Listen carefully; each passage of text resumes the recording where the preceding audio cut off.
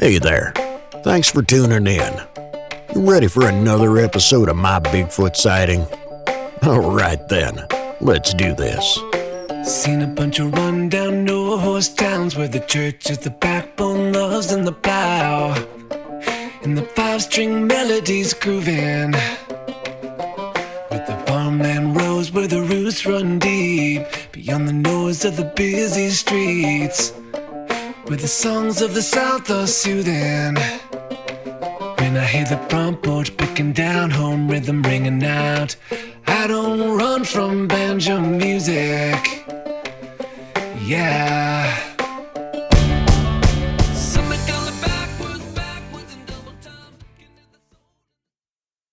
My Bigfoot sighting was in Southern Oregon, and it occurred in 1975. When I was about 10 years old, my dad got his retirement out of the military because he got multiple sclerosis after 17 and a half years. And he chose to move to Oregon, where his parents had located from Minnesota. So at 10 years old, we loaded up the car and drove cross country.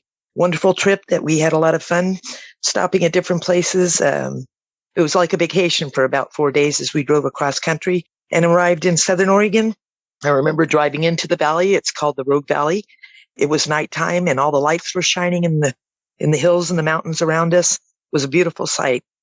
We eventually, after renting for a while, ended up, my folks bought a ranch-style house up on a little road called Omaha Avenue, which is a dirt road. It's on the outskirts of Medford, Oregon, up in the mountains, about 3 or 4 miles from town. We were surrounded by forest. The property itself was a little ranch house, like I said. The property was a U shape around the house. So we had a small pasture out front, a pasture to the side of our house, and then the back of the house faced the forest up the hill. And we had a small pasture back there also. I was about 15 years old when this occurred. I was home alone, came from a family of 5 of us girls and my parents. My parents were down at the neighbor's house playing cards that night, and my other 2 sisters that still lived at home weren't home. So I was home alone. We had a living room that had a sliding glass door that looked up into the upper pasture, which slowly curved up into the woods. And I was watching TV that night, kind of bored. Back then we had 2 or 3 stations. It was evening time, September, early evening, probably around 6 o'clock because the news was on. And I remember that. I was quite bored, was laying on the couch that laid right alongside the sliding glass door. And I was kind of glancing at the forest just out of boredom. And the first thing that caught my attention is we had a very large madrone tree. These are orange trunk trees. In fact, the back pasture was full of oak. It was full of madrone. It was full of ponderosa pines, Doug firs, all sorts of huge trees. My dad and I had spent quite a bit of time clearing out a lot of the trees. I was sort of the tomboy of the family. So I had helped him clear out a lot of the trees so the horses would have room. So there was some big gaps in between the trees. But the first thing I noticed is that this madrone tree, very large madrone tree we had in our pasture, just looked different. You know how you're glancing at something, then when you glance at it again, it doesn't quite look the same. Well, off to my left, I noticed movement. And so when I looked, I saw this very large creature walking. Looked kind of awkward, but it also looked like it was almost gliding. Very large steps. It was a reddish brown color. And as it went through the little bits of light that were left in the forest, it sort of glinted like almost silvery tips on its fur. It walked across the top of the pasture. I probably saw it for maybe 5, 6, 7 seconds is all it took to cross our upper pasture. We had about 2 acres, and it crossed the upper pasture and cut back up into the forest. So I never saw its face. I only saw it in profile. It had very reddish brown hair. The hair on the head came down to about the shoulders because I could see it actually moving as it walked. The rest of the hair on the body was shorter. I'd say 2 or 3 inches long. The arms were very long, but the hair on the forearms as it walked, I could see the hair flowing on its forearms. So it had quite long hair, maybe 5, 6, 7 inches long on its forearms. So I could see it moving as the wind caught it, as it was walking along. And it cut up into the forest and was gone. But I also noticed when it turned and I saw its backside that its butt was either a different color or it was bare, because it was a lighter tan type color, like it had been sitting maybe in dirt or like there was no hair on it at all. I couldn't quite tell. It was evening. starting to get a little darker in certain areas of the forest. And it just walked up and went out of sight. At first, I did not know what I had seen. We had moved to Oregon, 5 years earlier. I'd never heard of Bigfoot, didn't know any of the local lore or anything about Bigfoot. So I actually thought I'd just seen a monster in the woods and had no clue what it was. Back then we had programs like Mutual of Omaha, which, it didn't look like any of the bears that I'd seen on TV. It didn't look like any of the creatures that I'd seen on TV. So I just thought I had seen some type of monster. And your initial reaction is to just watch this thing. I mean, your mouth is kind of hanging down. I was shocked, I guess, stunned, just watching it until it had cut up in the woods. And then within a couple of seconds, I had an immense amount of fear because we had 3 sliding glass doors in the house and 2 other doors and a whole bunch of windows. And my first thought then was, this thing can see me if I can see it. So I was absolutely in a frantic rush, going around closing every curtain, closing all the curtains on glass doors so that it couldn't see me. And then I called my parents immediately and I said, Mom and Dad, you got to come home. There's something up in the woods. And my mother was a German lady, came from Germany at 18, married my dad, and very skeptical, very German, very proper. And she did not believe me, of course, when I was on the phone with her, telling me my imagination's running wild. It was something else. It was a bear, all these things that she could come up with. And I said, Mom, could you just please come home? I'm scared. I'm sitting in the hallway. That's another thing I did is I went into the hallway after I'd closed all the doors and curtains and windows. I went into the hallway and sat where it couldn't possibly see me. Even if it peeked behind a curtain or something, it wouldn't be able to see me. After I'd called my folks, that's where I sat until they got home. They were about 2 miles away. My mom finally agreed to come home, and I told my dad about it. And the next day I'd asked him, I said, Dad, can we go up and look in the area that I saw it? So he took me up to the top fence line. Of course, he was saying it was a bear. Our dog, a couple of nights in a row, had been chasing something outside, and my dad thought it was a bear. So he took me up and he was trying to show me things like, he showed me a ripped open log. He said, you can see where the bears have been getting in, breaking open logs and getting grubs. And I really, really wanted to believe him because I was very much terrified of this monster in the woods. So I really wanted to believe my dad. And for a short time, I did convince myself. But every time I thought about what I had seen, it came back to me again, that was no bear. There's no way that was a bear. It walked probably 100 feet across the pasture in just a few seconds. And very large, like I said. The one thing that I didn't notice, it was a rounded head. I did not see a pointy head. Also, I noticed that the lower jaw, it stuck out from its face and sloped backwards towards the head. So I did notice that about its jaw. And the other thing I noticed about this creature is it was so bulky on top. It was so large on top. And yet the legs almost looked like they were not big enough to carry the bulk, is all that I can say. In retrospect, over all these years since then, that was 47 years ago that I saw this creature. In all these years past, I've had a lot of thought about it, a lot of theories about what was going on. And I've heard a lot of stories about tree peeking. And I honestly believe, because I saw that the madrone had looked different. That's what caught my eye in the beginning, was this madrone just didn't look quite the same. I believe this creature was watching me through this glass door. And in my glancing up over and over in my boredom, I think it saw me glancing up and thought I had seen it. So the next time I glanced up, it had decided to move and get out of there. That's my personal opinion. And that perhaps it was a juvenile because it wasn't as huge as some of the ones that I hear the other stories about. It was between 6 and 7 foot, I would say. I still live in the same area. I can sit on my front porch and look at the mountains where I saw this creature. Again, this was in Southern Oregon, near the California-Oregon border, about 40 miles from California border. It left me very curious. I'm a very curious person anyway. I'm a bit of a risk taker. I think my other sisters would certainly say I was the tomboy and the one more likely to do something dangerous. Initially, after being terrified that I'd seen a monster, I became very curious and started looking into what I might have seen. I came across the Patterson film. And once I had seen the Patterson film, I knew that I had seen a creature very similar to this, to Patty herself. Similar. So then I knew what I'd seen, and I really went into researching, read a lot of the books by John Green, books by DeHinden and Peter Byrne, read as much material as I could about these creatures because I was just fascinated that these things actually walk the earth. Since then, I've done a lot of research. I continue to hike. I'm very curious. I would love to see another one, although with some of these aggressive stories, I would hope that it wouldn't be an aggressive encounter, but I would love to see another one. And I go hiking often looking for signs. I have a sister that goes with me quite often, and we enjoy looking and we enjoy hiking. I never wanted to let it ruin my going out in the forest because that was my playground as a child. I love the forest to this day. I do have a couple of other encounters from very close friends that I would like to tell you. One of them is fascinating, and it scares me when I think about my friend having experienced this. I'll start with that one. This is a gentleman that today is a very, very dear friend of mine. I was friends with his parents first, and they both passed away, so I stayed friends with him. He's in his 40s now. He's about 43, I believe. He didn't see this creature, but he experienced this creature when he was about 17 years old. So that would have been about early 1990s.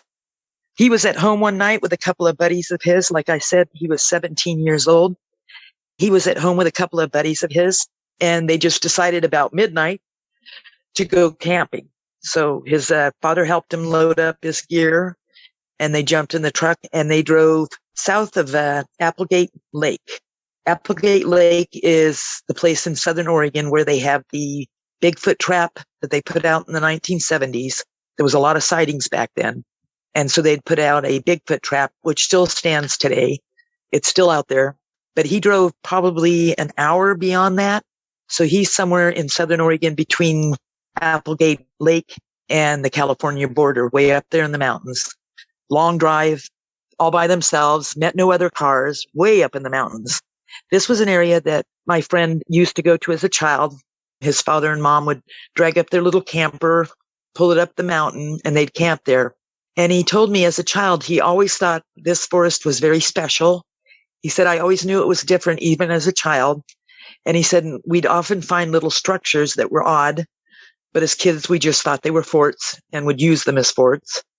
So he decided he wanted to go back up there as a young adult when he first got his driver's license and his truck. So he and two other male friends, same age as him, they drove up to the top of the mountain. It was about midnight when they left Medford. So it was about 2 a.m. when they got up there. He said they had just gotten out of the camp, just got up to the camping area, had gotten out some of their gear, gotten out the lantern and lit it, had gotten a fire started. So they were about there for about an hour. And he said just outside the firelight from the campfire, they started hearing very heavy footsteps. And he said him and his friends just stood there and listened. And he said literally they were probably 20 feet outside of the campfire, and yet they could not see anything. He said they were very heavy footsteps, and it was circled entirely around their camping area in this 15 or 20 minutes. It was circling around them. And he said they basically all just looked at each other and said, we got to get out of here. Instant fear, instant terror. 3 young virile men, very terrified. He said, we were so scared we threw the lit lantern into the back of the truck, and I literally had to drive through the campfire to get out because I'd parked in such a manner that I had to drive through the campfire to get out. The biggest thing is on the way out, as they were driving out, he said a bowling ball sized rock came flying across just in front of his windshield. He said that scared me more than anything. And even all those years later, he never really considered what threw it. But I said it could only be one thing that could throw something that large in the forest, CJ. He said he drove about an hour back down close to Applegate Lake itself, and they finally pulled over and just stood there staring at each other saying, we're lucky we got out of this alive, not even knowing what the creature was. To this day, I have asked Siege to take me back up to the place. For 2 years now, we've been making plans to go back up there. Every time I make a date to go up there, this man backs out. He literally has some form of PTSD or anxiety, or still has the fear in him that he can't even go back up during the daylight hours and show me where it's at. Whenever I bring it up, you can see him visibly get shaken. He was terrified by whatever he had seen. So another experience I had was with a next door neighbor of mine that lived with me in Talent, Oregon, just recently. We lost our home in the Alameda fire, and he was my neighbor. He lost his home also. But this is the neighbor that told me about his experience. He was about 60 something years old when he was telling me this. And it happened to him when he was 18 years old. He was up by the lakes here in Southern Oregon. We have a group of lakes in Southern Oregon that a lot of people go to. and he was on a road called Buck Prairie Road, and he was bear hunting. He was 18 years old. So he was actually out there looking for bear. And he was standing in a clearing, just checking out the clearing, seeing if anything was going to come through the clearing or not. And he said on all fours, this creature, this humongous creature, he said it was all black. It was on all fours, and it went racing across the clearing on all fours. It hit really thick brush on the other side. And as it hit the brush, he said sticks just went flying everywhere, and it actually left a hole through the brush. He was so frightened himself, he drove all the way back down to Medford, probably a good hour's drive, and got his aunt and took his aunt up there to see the area, to see how it had tore up the bushes. And that's basically all his experience was seeing this thing jet across this open clearing and tearing up the bushes. Like I said, he was hunting for bear, and he said this was no bear. It was not close to a bear. I thought that was interesting that someone seen one on all fours, because I've heard of other people seeing them run on all fours. I've done a lot of research since then. I've read as much material as I can. I read other people's encounters and sightings as much as I can. And I think with this particular case, the Sasquatch was just trying to get across the clearing as quickly as it could without my friend getting a shot at it, or perhaps the Sasquatch recognized that he had a rifle. I don't know, but it appeared to be just trying to get out of his line of sight. The next thing I would like to tell you about, the next person is a young man that I consider like a son to me, an adopted son. He was 16 years old at the time that this occurred, and this would have been in 2011. He took a job up near Mount Hood, which is up near Portland, Oregon, the northern part of the state. He took a job up there planting trees for the summer.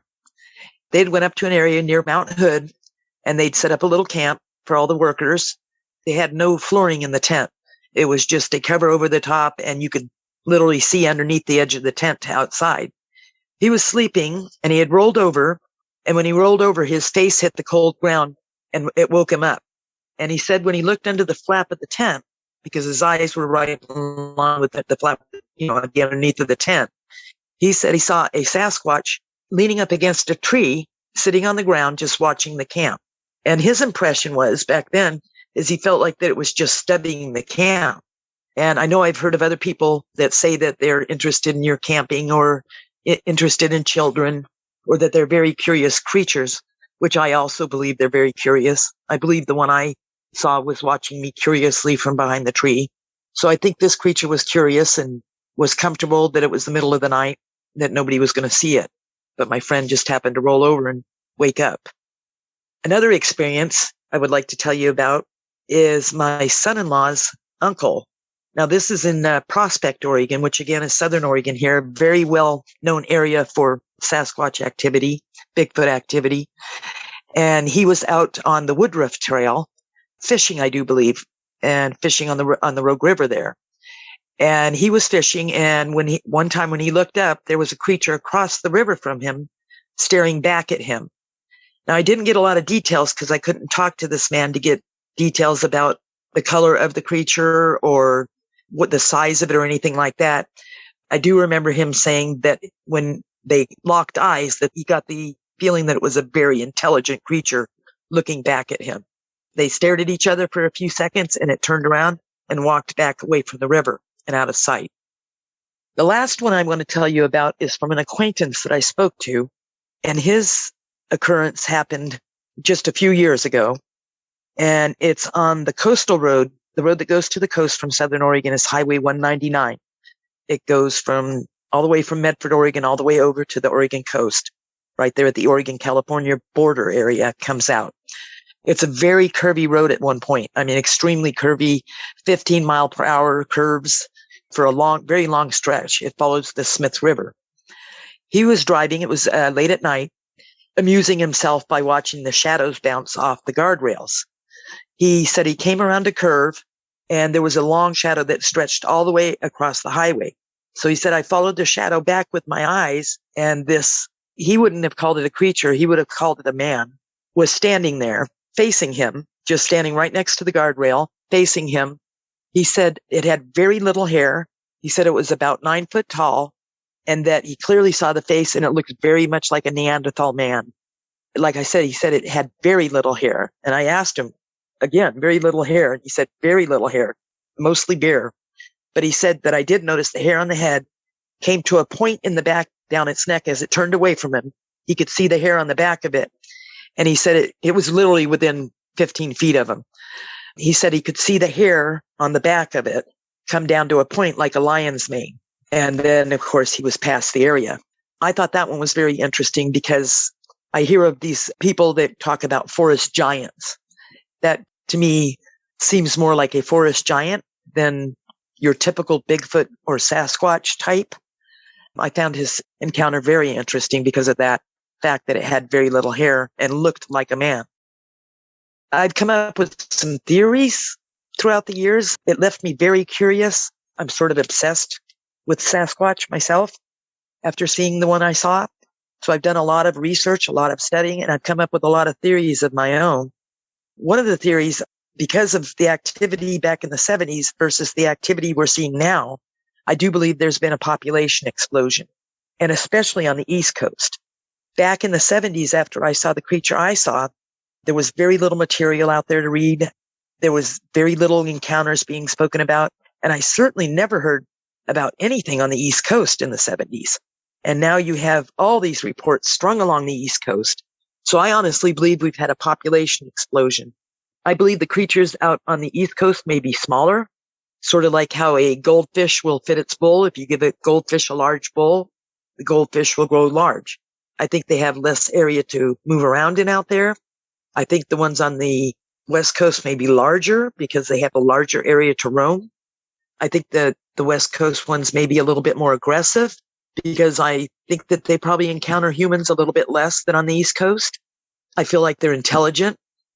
I also would like to address the fact that I did see another creature when I was 9 years old. This was in New Hampshire.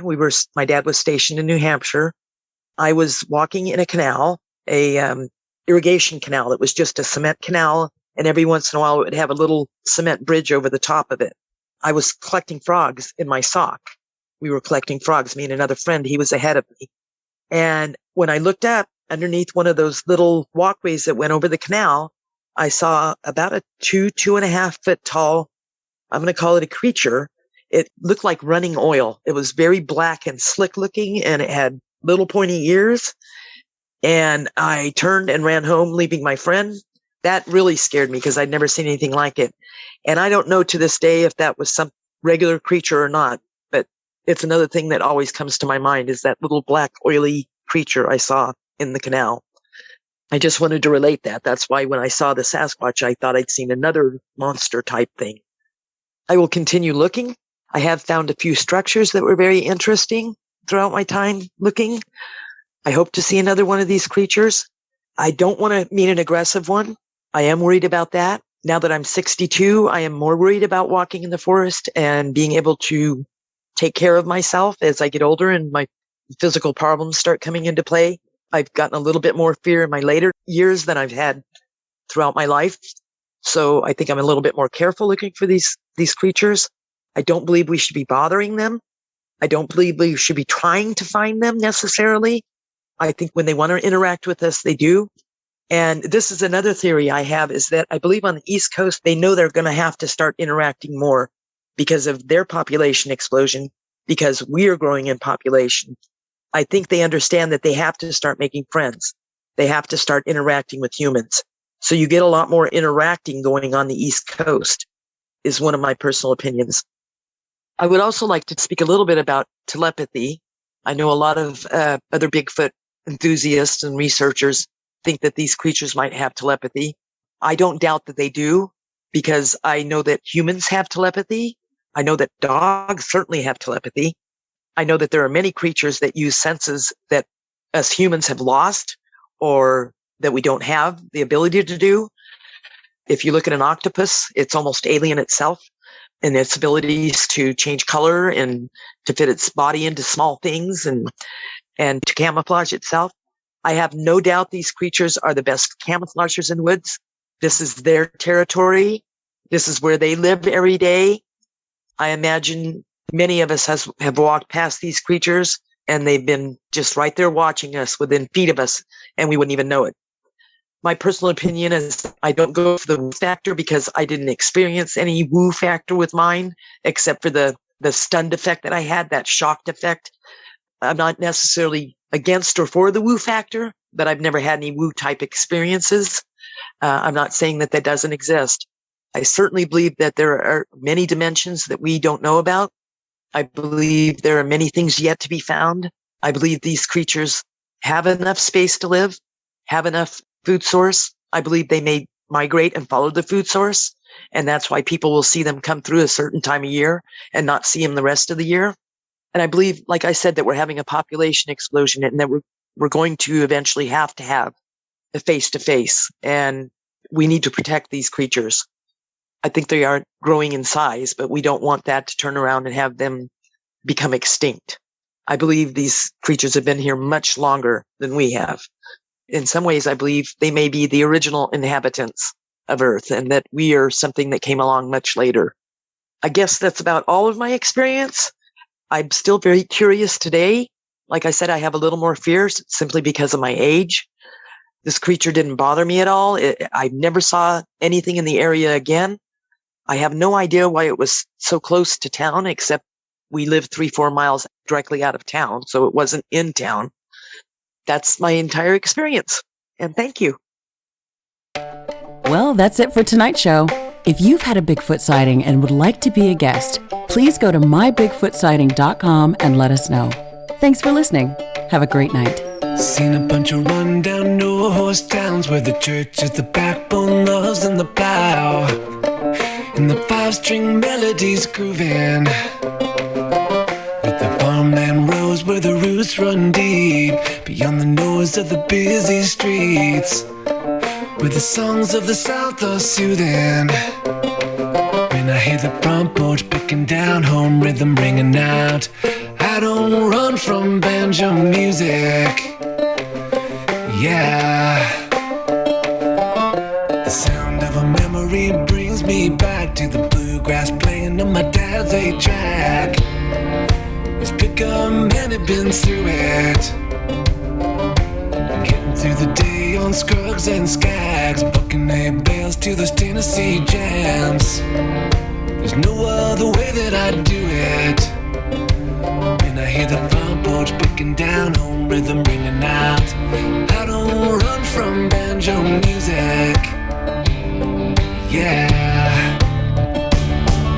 Somebody call it backwards in double time, getting to the soul and the tremolo Kentucky style. Those are the anthems drumming out, country boy living.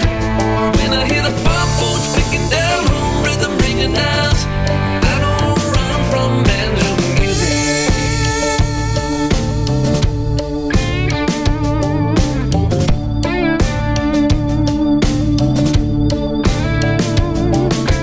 Pace of the city life drives me wild.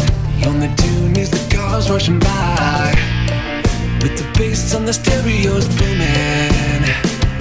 When I hear the front porch picking down, home rhythm ringing out, I don't run from banjo music. Yeah. Somebody call it backwards in double time, getting to the soul and the tremolo Kentucky style. Those are the anthems drumming out, country boy living. When I hear the front porch picking down, home rhythm ringing out, I don't run from banjo music.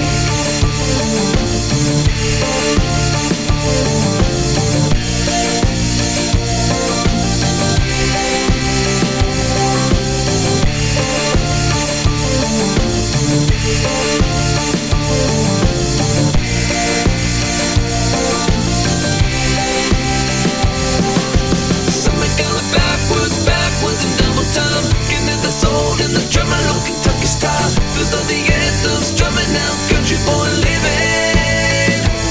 When I hear the front porch picking down, home rhythm, fried chicken, porch swing, mama's best sweet tea kind of sound.